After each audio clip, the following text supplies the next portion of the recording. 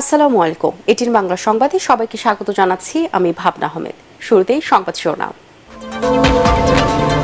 আন্দোলনকারী পুলিশ ও আওয়ামী লীগের ত্রিমুখী সংঘর্ষ। সিরাজগঞ্জের এনায়েতপুর থানায় ১৩ পুলিশ সহ সারা দেশে নিহত অন্তত ৮৩ জন। কাল ছাত্রদের লং মার্চ টু ঢাকা কর্মসূচি। সন্ধ্যা ৬টা থেকে অনির্দিষ্টকালের কারফিউ জারি। কাল থেকে ৩ দিনের সাধারণ ছুটি। নাশকতাকারীদের দমনে দেশবাসীকে এগিয়ে আসার আহ্বান প্রধানমন্ত্রীর। দেশ জুড়ে আওয়ামী লীগের সমাবেশ। পাড়া মহল্লায় নেতাকর্মীদের সতর্ক অবস্থান। প্রধানমন্ত্রী শেখ হাসিনার নেতৃত্বে শান্তি প্রতিষ্ঠায় রাজপথে থাকার অঙ্গীকার। আইনশৃঙ্খলা বাহিনীকে প্রয়োজনের অতিরিক্ত ক্ষমতা প্রয়োগ না করার নির্দেশ হাইকোর্টের। আন্দোলনকারীদের উপর গুলি না করার নির্দেশনা চেয়ে কর রিট খারিজ। এবং ছাত্রদের আন্দোলন গণ অভ্যুত্থানে রূপ নিয়েছে দাবি বিএনপি মহাসচিবের। শিক্ষার্থীদের দাবি মেনে নেওয়ার আহ্বান টিআইবির।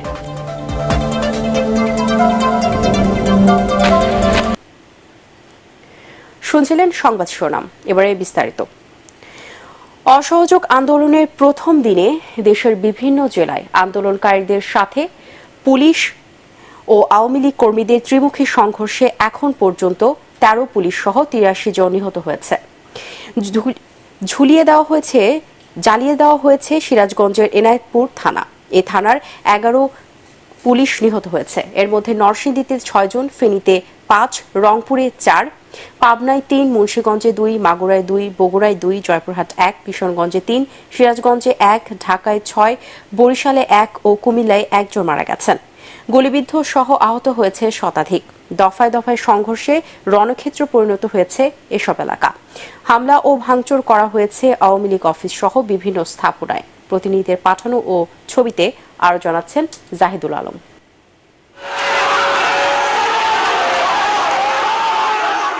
অসহযোগ আন্দোলনের প্রথম দিনে নরসিংদীতে ৬ জন নিহত হয়েছেন।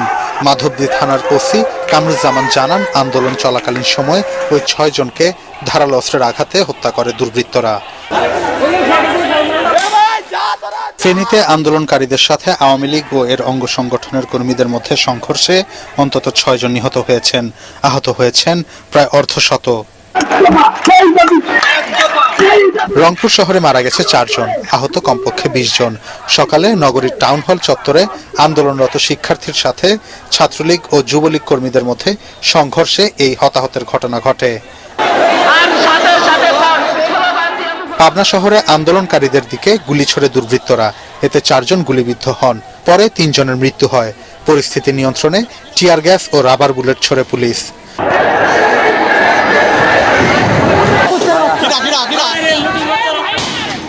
কিশোরগঞ্জের ছাত্র পুলিশ ও সরকার সমর্থকদের সংঘর্ষে ৩ জন নিহত হয়েছেন। মুন্সিগঞ্জে সংঘর্ষে ২ জন নিহত হয়েছেন। আহত হয়েছেন অন্তত ৩০ জন। সকাল ১০টার দিকে শহরের থানার পুল এলাকায় আন্দোলনকারীরা জড়ো হলে আওয়ামী লীগ কর্মীদের সাথে সংঘর্ষ বেঁধে যায়। মাগুরায় পুলিশ ও আওয়ামী লীগের নেতাকর্মীদের সংঘর্ষে ৪ জন নিহত হয়েছেন। বেলা ১১টার দিকে পার নান্দুয়ালি এলাকায় সংঘর্ষে গুলিবিদ্ধ হন তারা। এছাড়া আহত হয়েছেন অনেকেই। বগুড়ার বড়গোলা ও দুপচাচিয়ায় পুলিশ ও বিক্ষোভকারীদের মধ্যে সংঘর্ষে ২ জন নিহত হয়েছেন। তাদের পরিচয় এখনো জানা যায়নি।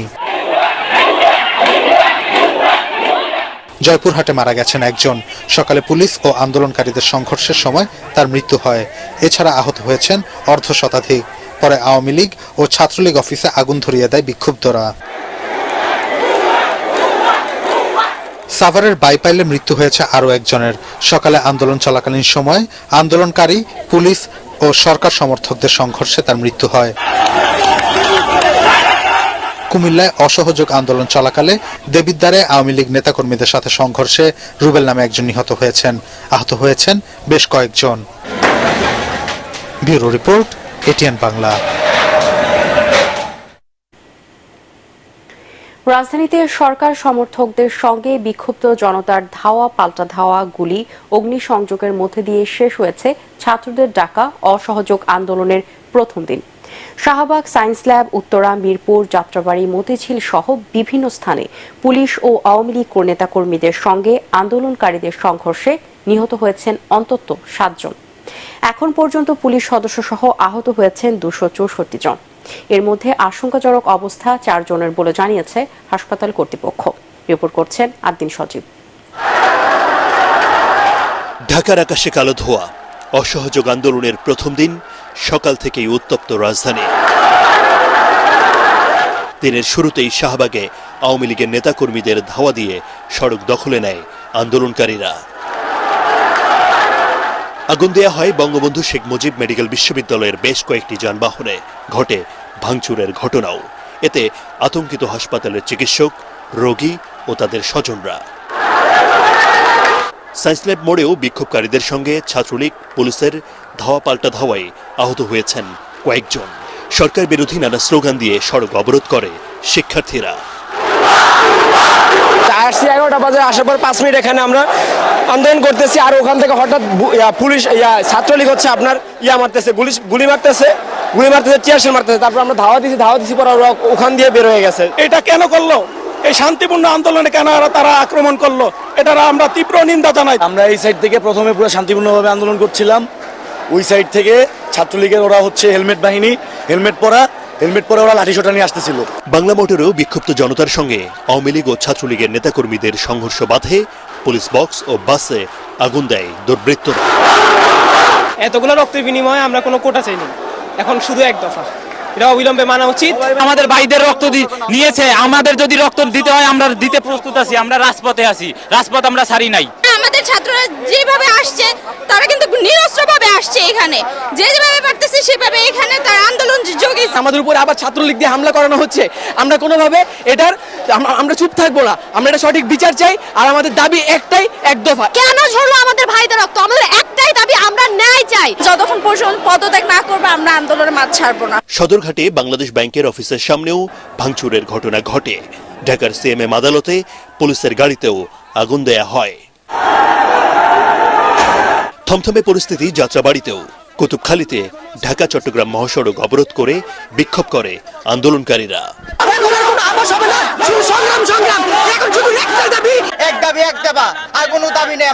মিরপুর 10 ও 13 নম্বরে পুলিশের সঙ্গে শিক্ষার্থীদের তুমুল সংঘর্ষে বেশ কয়েকজন আহত হয়। দিনভর চলে ধাওয়া পাল্টা ধাওয়া। উত্তপ্ত উত্তরাও। বিএনএস ভবনের সামনে শিক্ষার্থীদের সঙ্গে আওয়ামী লীগ নেতাকর্মীদের সংঘর্ষে আহত হয় কয়েকজন। নীরব ভূমিকায় দেখা যায় পুলিশকে। আদ্দিন সজীব, এটিএন বাংলা, ঢাকা।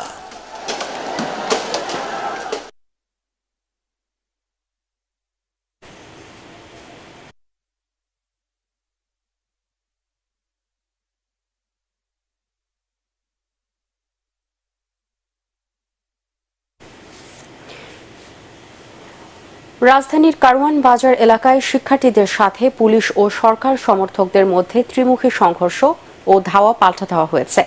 ছাত্র জনতা কারওয়ান বাজার সার্ক ফোয়ারা থেকে ফার্মগেট এলাকার দিকে এগোলে তাদের ছত্রভঙ্গ করতে টিয়ারশেল ও ফাঁকা গুলি চালায় পুলিশ। পুরো এলাকা রণক্ষেত্রে পরিণত হয়। বিকেল 4টার দিকে এই সংঘর্ষ শুরু হয়। বেশ কিছুক্ষণ ধরে চলে সংঘর্ষ। এতে পুলিশ সহ উভয় পক্ষের বেশ কয়েকজন আহত হয়। এক পর্যায়ে পুলিশ পিছু হটলে বিক্ষুব্ধরা ফার্ম গেটে অবস্থান নেয়।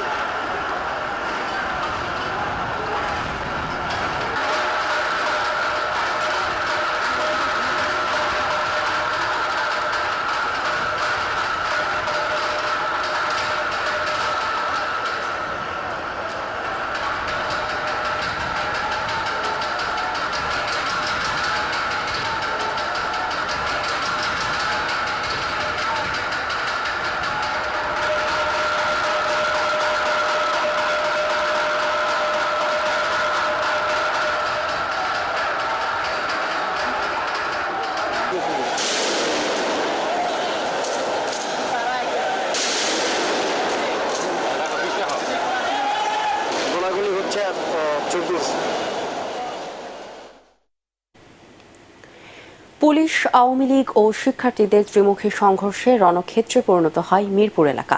শত শত রাউন্ড গুলি ছোড়ে পুলিশ। পরে তাদের হটিয়ে মিরপুর 10-এর গোল চত্বরে অবস্থান নেন আন্দোলনকারীরা। রিপোর্টে জানাচ্ছেন মাহবুব কবির চপল।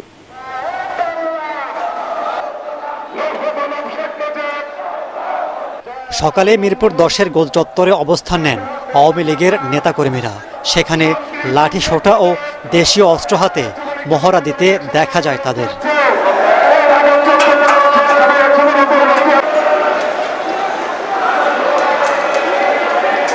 পরে শিক্ষার্থীরা সেখানে আসতে চাইলে আওয়ামী লীগের নেতাকর্মীরা তাদের ধাওয়া দেয়, চলে গোলাগুলি।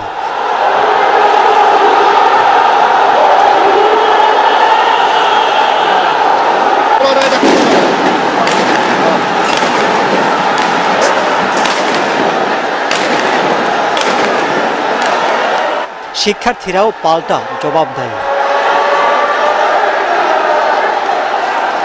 দুপুরের পর আওয়ামী লীগের নেতাকর্মীদের সাথে যোগ দেয় পুলিশ। আন্দোলনরত শিক্ষার্থীদের উপর টিয়ার শেল, সাউন্ড গ্রেনেড ও গুলি ছোড়ে তারা।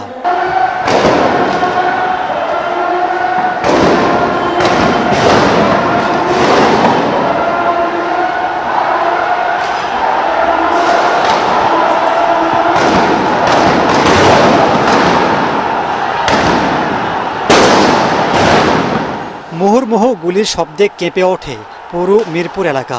আতঙ্কিত হয়ে পড়েন বাসিন্দারা, আহত হন অনেকেই। বিকেলে আওয়ামী লীগের নেতাকর্মীদের ধাওয়া দিয়ে মিরপুর 10-এর গোল চত্বরে অবস্থান নেন আন্দোলনকারী শিক্ষার্থীরা।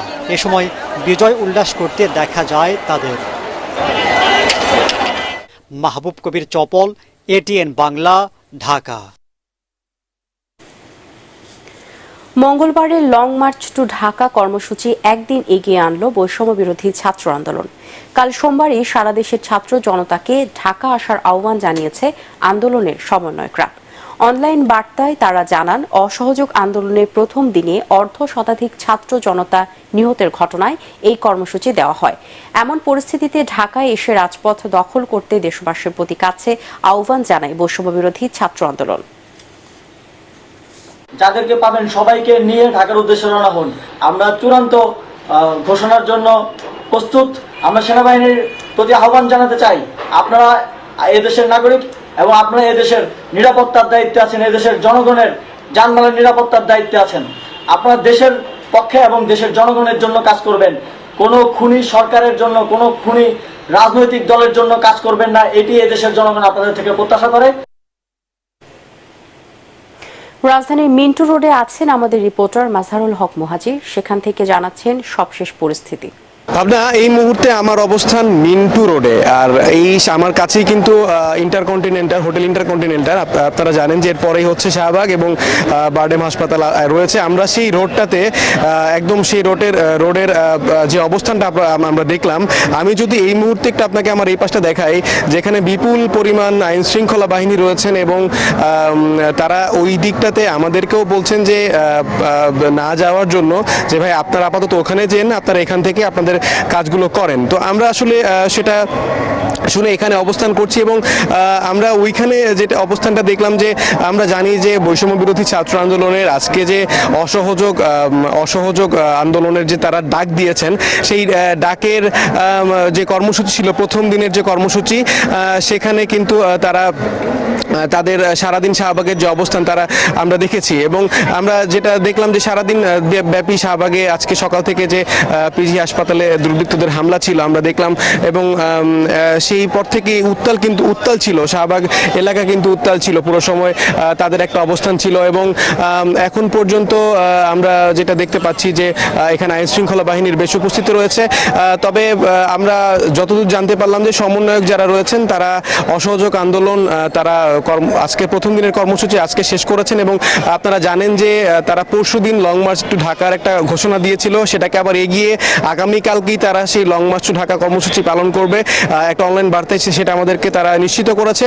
তবে এখন যে অবস্থা বিরাজ করছে সেই শাহবাগ থেকে শুরু করে একেবারে ওই বাংলা মোটর, কারওয়ান বাজার এলাকা, ফার্মগেট পর্যন্ত কিন্তু একটা থমথমে অবস্থা বিরাজ করছে এই মুহূর্তে।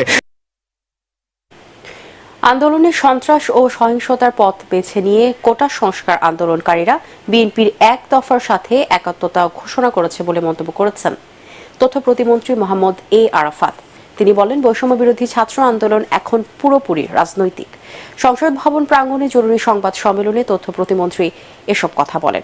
সরকারের সাথে আলোচনার পথ খোলা আছে জানিয়ে তিনি বলেন, আন্দোলনকারীরা যদি নাশকতার পথ বেছে নেয় তাহলে তাদের উপর সর্বোচ্চ আইন প্রয়োগ করা হবে। নির্বাচনের আগে যাদের মোকাবেলা করছিলাম তারাই সামনে চলে আসলো, কাজে এটা এখন পিওর জনগণ এবং মানুষের বা ছাত্রদের অধিকারের জায়গায় থাকলো না, সেই অধিকার পূর্ণ হয়েছে, সেই অধিকারকে সরকার অ্যাড্রেস করেছে, সেগুলোকে দাবি মেনে নেওয়া হয়েছে। এখন এটা হলো বিএনপি জামাতের যে সংঘাত এবং আমাদের আওয়ামী লীগের প্রতি রাজনৈতিকভাবে যে চ্যালেঞ্জ, তার মধ্যে যে সন্ত্রাস তারা করে, এটাকে রাজনৈতিকভাবে আমরা মোকাবেলা করব। আগামীকাল থেকে বুধবার পর্যন্ত সারা দেশে সাধারণ ছুটি ঘোষণা করেছে জনপ্রশাসন মন্ত্রণালয়। এই সময় দেশের সব সরকারি, বেসরকারি ও স্বায়ত্তশাসিত প্রতিষ্ঠান বন্ধ থাকবে। এর আগে আজ সন্ধ্যা ৬টা থেকে ঢাকা সহ দেশের সব সিটি কর্পোরেশন, বিভাগীয়, জেলা, উপজেলা শহরে কারফিউ জারি করে স্বরাষ্ট্র মন্ত্রণালয়। এ সময় সরকারের পক্ষে সবাইকে কারফিউ নিয়ম মেনে চলার আহ্বান জানানো হয়।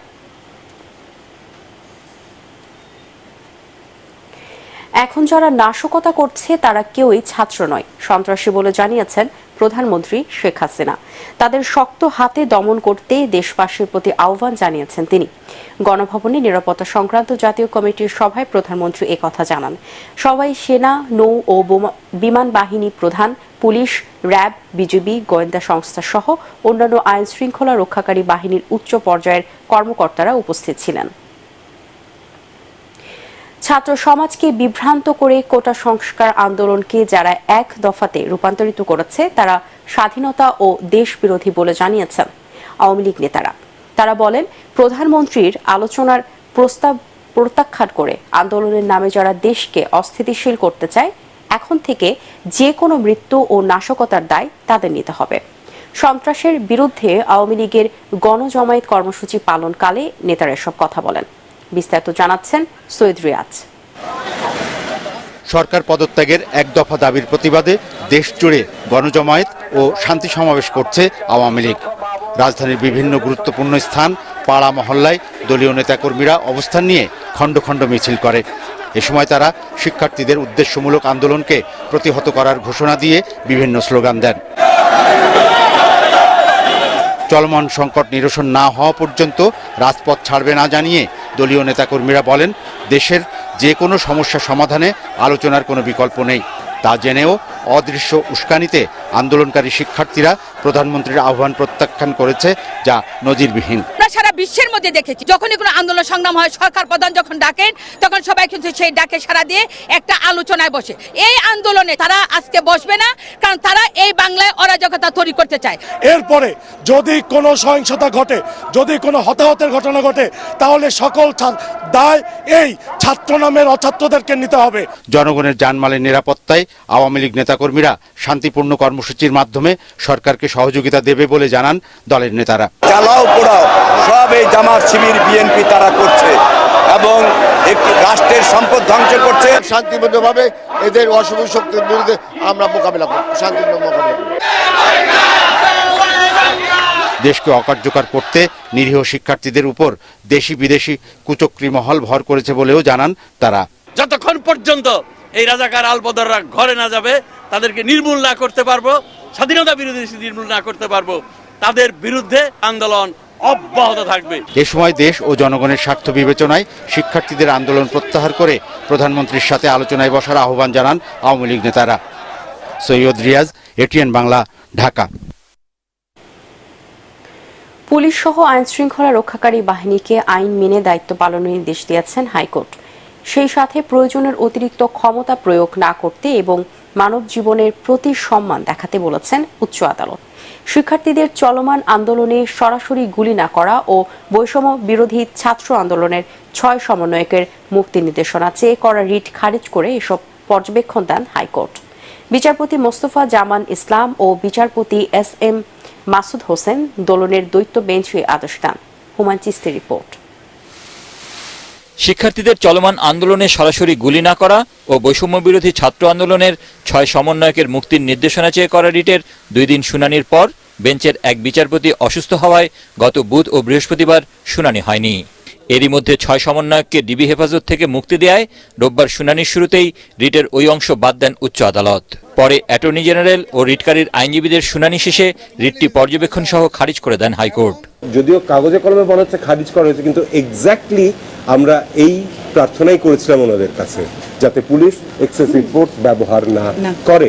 এবং আদালত থেকে ওনাদের কাছে আমাদের অসংখ্য ধন্যবাদ এবং আমাদের কাছে কৃতজ্ঞ যে এই ক্রান্তিলগ্নে তারা পুলিশকে তাদের দায়িত্বটা মনে করিয়ে দিয়েছেন এবং একই সাথে আমাদের আন্দোলনকারীদেরকেও মনে করে দিয়েছেন যে এটি একটি শান্তিপূর্ণ আন্দোলন। আমাদের একটি কথা রয়ে গেছে যেটা কোর্টে নিষ্পেষিত হয়নি, যে তাদেরকে কোন অধিকার বলে, কোন আইনের বলে তাদেরকে এতদিন রাখা হয়েছে। এবং আরেকটি প্রশ্ন যেটা এখনকার এই মুহূর্তের জন্য খুবই জরুরি, যে এরকম করে আর যাদেরকে তুলে নেওয়া হচ্ছে, ডিবি কাস্টডিতে রাখা হচ্ছে, অজান্তে বিভিন্ন জায়গায় রাখা হচ্ছে, তাদের ব্যাপারে আমরা কিভাবে প্রতিকার চাইব। শুনানিতে এক দফা আন্দোলন নিয়েও মন্তব্য করেন আদালত।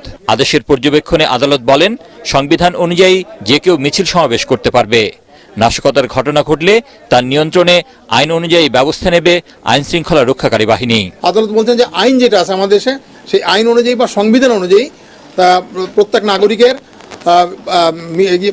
সভা সমিতি করার অধিকার আছে শান্তিপূর্ণভাবে, এবং তারা শান্তিপূর্ণভাবে সেটা করতে পারবে। পুলিশকে বলছে তারা যদি কেউ করে সহিংসতা করে, অরাজকতা করে, তাদেরকে গুলি করতে হবে। তাদেরকে আইন অনুযায়ী গুলি না, তাদেরকে আইন অনুযায়ী ব্যবস্থা আছে, আইনে সেই ব্যবস্থা নিতে পারবে তারা। আদালত বলছেন যে এখন তো আপনারা এটা নাই, এখন তো এক দফা আন্দোলন হয়ে গেছে, সেই ক্ষেত্রে আপনারা কিভাবে ডিফেন্ড করে এটাকে, এটা তো কানিং ডিভাইস বলছেন আদালত। এদিকে কোটা সংস্কার আন্দোলনের সময় 16 শিশু নিহতের ঘটনায় বিচার বিভাগীয় তদন্ত ও প্রত্যেকের পরিবারকে 1 কোটি টাকা করে ক্ষতিপূরণ দেওয়ার নির্দেশনা চেয়ে করা রিট শুনানির জন্য গ্রহণ করেননি হাইকোর্ট। অন্য বেঞ্চে যাওয়ার পরামর্শ দিয়েছেন আদালত। হুমায়ুন চিস্তি, ATN বাংলা, ঢাকা। বৈষম্য বিরোধী ছাত্র আন্দোলনে সরকার পদত্যাগের এক দফা দাবির প্রতি পূর্ণ সমর্থন জানিয়েছে বিএনপি। সর্বাত্মক অসহযোগ আন্দোলন সফল করতে নেতাকর্মী সহ দেশবাসীকে রাজপথে নেমে আসার আহ্বান জানিয়েছেন বিএনপি মহাসচিব মির্জা ফখরুল ইসলাম আলমগীর। চেয়ারপারসনের গুলশান কার্যালয়ে সংবাদ সম্মেলনে তিনি বলেন, ছাত্রদের আন্দোলন এখন গণ অভ্যুত্থানে রূপ নিয়েছে। মির্জা ফখরুল অভিযোগ করেন, আন্দোলন দমনে আইন শৃঙ্খলা বাহিনী ও দলীয় সন্ত্রাসীদের নামিয়ে সরকারের শেষ রক্ষা হবে না। দলমত নির্বিশেষে সকল শ্রেণী পেশার মানুষ স্বৈরাচারী সরকারের বিরুদ্ধে ছাত্র জনতার আন্দোলনে সমর্থন দিয়ে সামিল হয়ে গণজাগরণের সৃষ্টি করেছে। বিএনপি বৈষম্য বিরোধী ছাত্র আন্দোলনের তথা আপামর জনসাধারণ উত্থাপিত এক দফা ঘোষণাপত্রের সাথে সম্পূর্ণ একাত্মতা ঘোষণা করছে। দেশের সকল সরকারি কর্মকর্তা কর্মচারী, আইন শৃঙ্খলা রক্ষাকারী বাহিনী, সকলের কাছে আমাদের আবেদন যে তারা কখনোই জনগণের বিরুদ্ধে অবস্থান নেবে না। জনগণের রক্তে, ছাত্রদের রক্তে আর যেন আমাদের রাস্তা যেন আপনার রঞ্জিত না হয়। দেশের পরিস্থিতি বিবেচনায় শিক্ষার্থীদের দাবি মেনে নেওয়ার দাবি জানিয়েছেন ট্রান্সপারেন্সি ইন্টারন্যাশনাল বাংলাদেশ TIBর নির্বাহী পরিচালক ডক্টর ইফতেখারুজ্জামান। সকালে ধানমন্ডিতে সংস্থার কার্যালয়ের সামনে মানববন্ধনে তিনি কথা জানান। এ সময় TIBর এই কর্মকর্তা অভিযোগ করেন, শিক্ষার্থীদের দাবিতে সরকার দমন নিপীড়ন চালিয়েছে, যা মানবাধিকারের লঙ্ঘন। সরকার এবং সরকারের সাথে যারা সংশ্লিষ্ট আছেন, যারা নীতি নির্ধারক পর্যায়ে আছেন, তাদের উচিত হবে বিলম্ব হলেও ছাত্র জনতার চাহিদাটাকে বোঝা, মনটাকে বোঝা, তারা কি চাইছে, তাদের যে কারণে তারা ক্ষুব্ধ, যে কারণে তারা নিজেদেরকে সরকার বিচ্ছিন্ন মনে করছেন, যে কারণে সরকার নিজেদেরকে জনবিচ্ছিন্ন করেছে, সেগুলো উপলব্ধি করা দরকার। তার উপর ভিত্তি করে সার্বিক প্রেক্ষিতে সিদ্ধান্ত গ্রহণ করা উচিত বলে আমরা মনে করি। কোটা সংস্কার আন্দোলনে সাংবাদিকদের উপর হামলার প্রতিবাদে মানববন্ধন করেছেন বিক্ষুব্ধ গণমাধ্যম কর্মীরা। সকালে রাজধানীর কারওয়ান বাজারে সার্ক ফোয়ারা মোড়ে মানববন্ধন করেন তারা। এতে যোগ দিয়ে সাংবাদিকদের উপর হামলার তীব্র নিন্দা জানান সাংবাদিক নেতারা। এ সময় নিহত ও আহত সাংবাদিকদের ক্ষতিপূরণ ও দায়ীদের শাস্তি নিশ্চিতে সরকারের কাছে দাবি জানান তারা।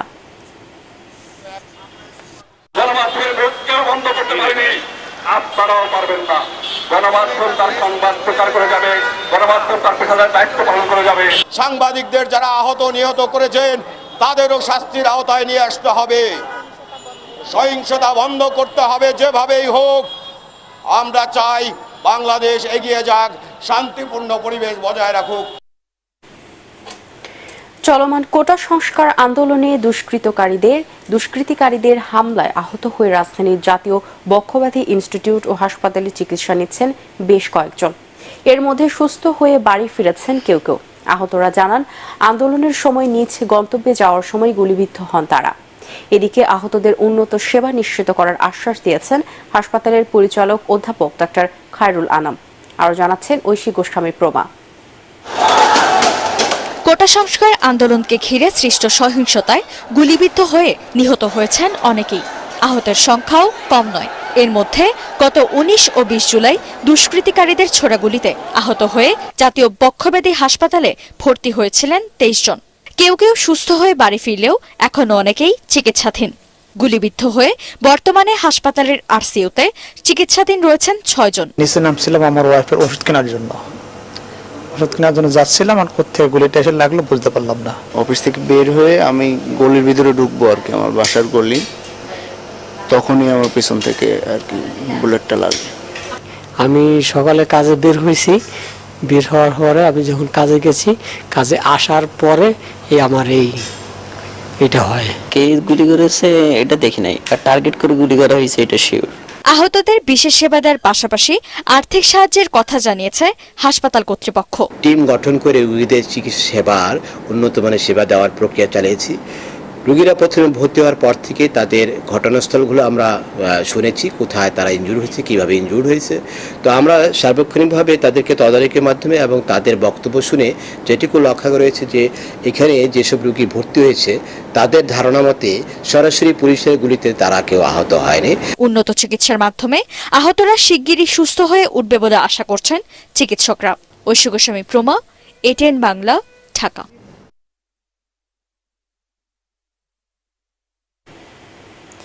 এবারে আল আরাফা ইসলামী ব্যাংক অর্থ সংবাদ।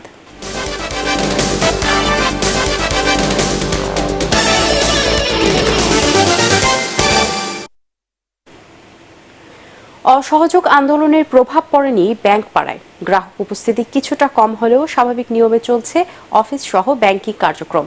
সপ্তাহের প্রথম কার্যদিবসে রাজধানীর মতিঝিল ব্যাংক পাড়ায় সকাল 10টায় যথারীতি লেনদেন শুরু হয়। শুরুতে গ্রাহক উপস্থিতি কিছুটা কম হলেও বেলা বাড়ার সাথে সাথে লেনদেন বাড়তে শুরু করে। স্বাভাবিক নিয়মে চলছে টাকা জমা ও উত্তোলন। নগদ টাকা তোলার পরিমাণ বেশি, কিছু শাখায় বড় অঙ্কের অর্থ লেনদেন করা যাচ্ছে না বলে অভিযোগ করেন গ্রাহকরা। এক্ষেত্রে অনেককে প্রধান শাখায় যোগাযোগ করতে বলা হচ্ছে। নিরাপত্তার জন্য ব্যাংকের শাখায় টাকা যেতে কিছুটা দেরি হচ্ছে বলে স্বীকার করেন কর্মকর্তারা। খেয়ে পরে তো বাঁচতে হবে রে ভাই, আপনারা তো দেখতেছেন দেশের পরিস্থিতি এখন কেমন, কোথায় যাচ্ছে, কি হচ্ছে। আমরা চাচ্ছি আর সঠিক সমাধান হোক, মানুষ শান্তি পাক।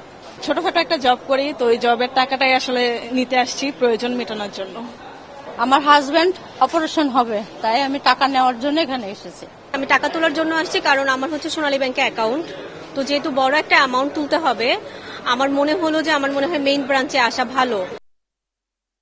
এবারে আন্তর্জাতিক সংবাদ।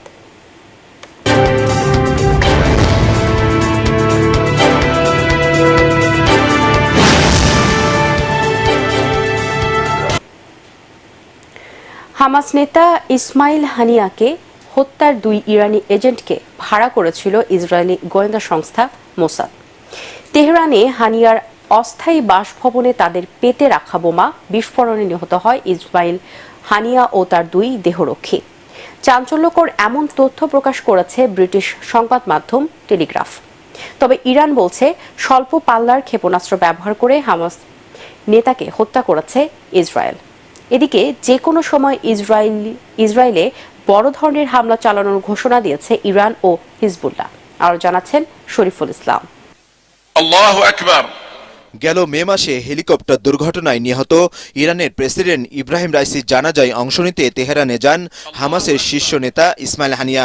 সেখানেই তাকে হত্যার পরিকল্পনা আঁটে দখলদার ইসরায়েল। কিন্তু তখন হানিয়ার বাসভবনে বেশি মানুষ থাকায় হামলার পরিকল্পনা থেকে সরে আসে ইসরায়েলি গোয়েন্দারা।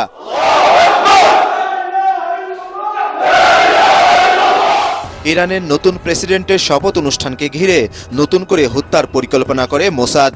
এজন্য ইরানের বিপ্লবী গার্ডের বিশেষ শাখার 2 সদস্যকে ভাড়া করে তারা। সপ্তাহখানেক আগে কাতার থেকে তেহরানে এলে ইসমাইল হানিয়ার গেস্ট হাউসের 3টি রুমে বোমা পেতে রাখে ওই 2 এজেন্ট। ব্রিটিশ সংবাদ মাধ্যম টেলিগ্রাফ জানায় ওই 2 ইরানি মাত্র কয়েক মিনিটের মধ্যে গেস্ট হাউসে ঢুকে দ্রুত বের হয়ে যান। ইসরায়েলি গোয়েন্দাদের নির্দেশনায় বোমা স্থাপন শেষে দেশ ছেড়ে চলে যান ইরানের ওই 2 কর্মকর্তা। গেল বুধবার রাতে রিমোট কন্ট্রোলের মাধ্যমে ইসমাইল হানিয়ার রুমের বোমাটিতে বিস্ফোরণ ঘটানো হয়। হামাস নেতাকে হত্যার ঘটনায় ইরানের বিপ্লবী গার্ডের উচ্চপদস্থ কর্মকর্তা সহ বেশ কয়েকজনকে গ্রেপ্তার করেছে দেশটির সরকার। এদিকে ইরানের বিপ্লবী গার্ডের দাবি, স্বল্প পাল্লার ক্ষেপণাস্ত্র ব্যবহার করে হামাস নেতাকে হত্যা করেছে ইসরায়েল। তেহরানের যে ভবনে হানিয়া অবস্থান করছিলেন ওই ভবনের বাইরে থেকে চালানো হয় হামলা। হানিয়াকে হত্যার প্রতিশোধ হিসেবে ইসরায়েলে বড় ধরনের আক্রমণ শুরুর ঘোষণা দিয়েছে ইরানের বিপ্লবী গার্ড। ইসরায়েলে প্রতিশোধমূলক হামলার প্রস্তুতি নিচ্ছে হামাস এবং হিজবুল্লাহ। তবে ইসমাইল হানিয়ার হত্যাকাণ্ডের বিষয়ে এখনও কোনো মন্তব্য করেনি ইসরায়েল। অন্যদিকে হামাস নেতাকে হত্যার ঘটনায় প্রতিশোধের আগুনে চলছে আরব দেশগুলো। তুরস্ক, ইরাক, জর্ডান, পাকিস্তান সহ বিভিন্ন দেশে বিক্ষোভে অংশ নেন হাজার হাজার মানুষ। শরীফুল ইসলাম, এটিএন বাংলা। সরকারের নীতি নির্ধারকদের অনেকে দেশের বাইরে চলে যাচ্ছে বলে যে গুজব ছড়ানো হচ্ছে তা ভিত্তিহীন বলে জানিয়েছেন গণপূর্ত মন্ত্রী র.আ.ম. ওবায়দুল মুক্তাদির। সামাজিক যোগাযোগ মাধ্যম সহ কয়েকটি সংবাদ মাধ্যমে তিনি বিদেশে চলে গেছেন বলে তথ্য প্রকাশ করা হয়। সচিবালয়ে সাংবাদিক সম্মেলনে গণপূর্ত মন্ত্রী বলেন, শিক্ষার্থীদের এতদিনের আন্দোলনের সাথে তাদের চলমান আন্দোলনের কোনো সম্পর্ক নেই, তাই তাদের রাজনৈতিকভাবেই মোকাবেলা করা হবে বলে জানান আওয়ামী লীগ এই নেতা। যে আন্দোলন থেকে এই পরিস্থিতি তারা এখন যে কথাটা বলছেন সে আন্দোলনের সাথে এটার আর কোনো সম্পর্কও নাই। কেননা আপনার তারা যে সমস্ত দাবি করেছিল অলমোস্ট সব দাবি মানা হয়েছে। কারণ আপনি যে অবস্থায় থাকুন, যে কোনো সলিউশনে পৌঁছুন না কেন, সকল সলিউশনে পৌঁছতে হলেই কিন্তু আলোচনা করতে হবে। এবারে পার্টেক্স খেলার খবর।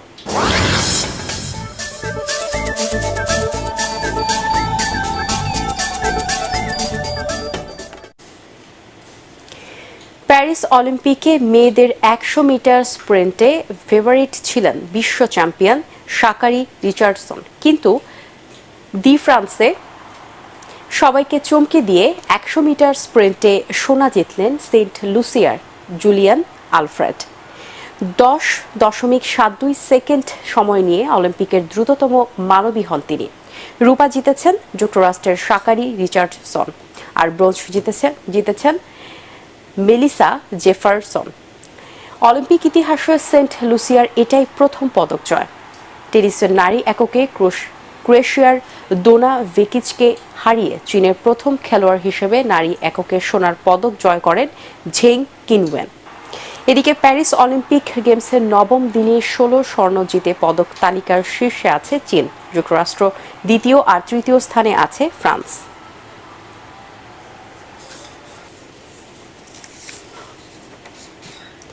শেষ করার আগে সংবাদ শিরোনামগুলো জানিয়ে দিব আরো একবার।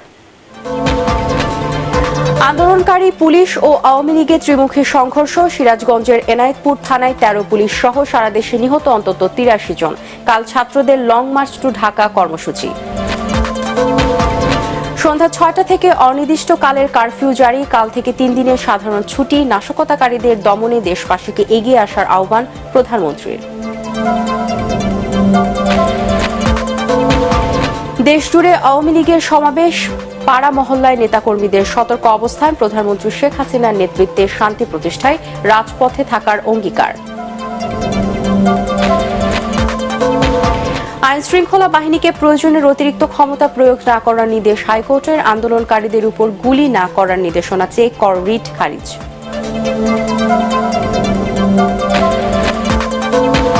এবং ছাত্রদের আন্দোলন গণ অভ্যুত্থানে রূপ নিয়েছে দাবি বিএনপি মহাসচিবের।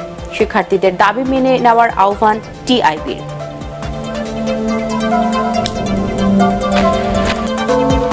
পরবর্তী সংবাদ দেখার আমন্ত্রণ জানিয়ে এখনকার মতো শেষ করছি। এটিএন বাংলার সংবাদ ইউটিউবে দেখতে ব্রাউজ করুন youtube.com/এটিএন বাংলা নিউজ। ধন্যবাদ সবাইকে।